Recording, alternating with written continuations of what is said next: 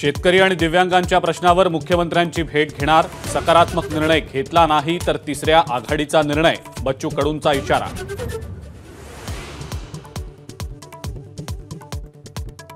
राधेश्याम मोपलवारांच्या नावावर 3000 कोटींची मालमत्ता, रोहित पवारांचा गंभीर आरोप। समृद्धी महामार्गाने कुणाची समृद्धी झाली असा मुख्यमंत्र्यांना सवाल।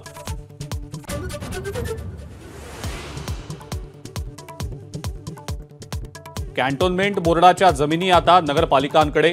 अहमदनगर, संभाजीनगर, देवळाली, कामठी, खडकी, पुणे कॅन्टोन्मेंट बोर्डांच्या भागात चालणार सरकारचं राज्य।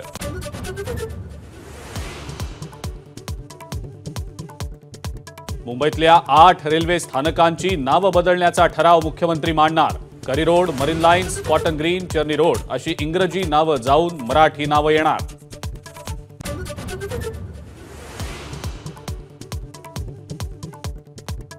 मोदी अमित शहांमुळेच जवानांवर शहीद होण्याची वेळ, संजय राऊतांची टीका।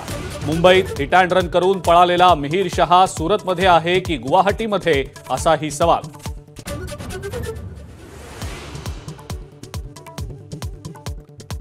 अजित पवारांच्या राष्ट्रवादीचा विधान परिषद निवडणुकीआधी एकोपा। अजित पवारांनी आमदारांसह सिद्धिविनायकाचं घेतलं दर्शन।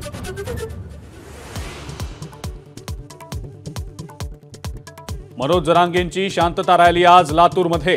हिंगोली, परभणी, नांदेडमधल्या प्रतिसादानंतर आता मराठा आंदोलनाची धार आणखी तीव्र होणार। सगळे सोयरेच्या अध्यादेशासाठीची मुदत 4 दिवसांवर।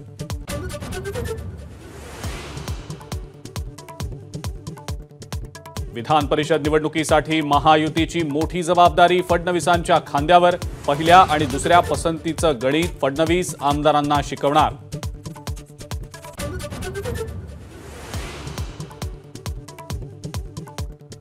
ओबीसी आरक्षणाच्या मुद्द्यावर आज सर्वपक्षीय बैठक। शरद पवार, उद्धव ठाकरे, राज ठाकरे, प्रकाश आंबेडकर यांना सरकारचं निमंत्रण।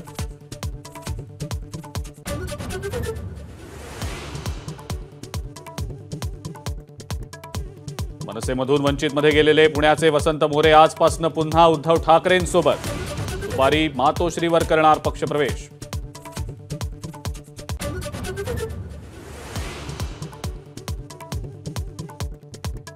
पुण्यामध्ये सहाय्यक जिल्हाधिकारी पदावर रुबाब करणाऱ्या पूजा खेडकर यांची वाशिमला बदली। अँटी चेंबरवर ताबा घेऊन ऑडी कारमधनं येत होती ऑफिसला।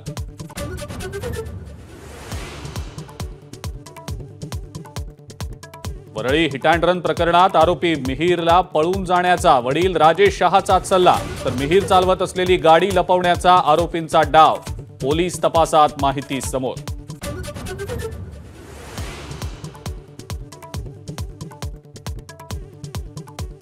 नागपूरमध्ये 24 तासांच्या आत हिट अँड रनच्या 3 घटना।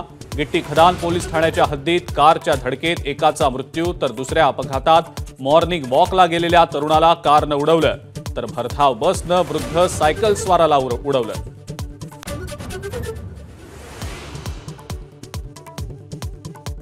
महत्वाकांक्षी लाडकी बहीण योजनेच्या अंमलबजावणीत मोठी अडचण। सदस्य सचिवपद स्वीकारण्यास तहसीलदार, नायब तहसीलदारांचा नकार, मनुष्यबळाच्या अभावाचं कारण।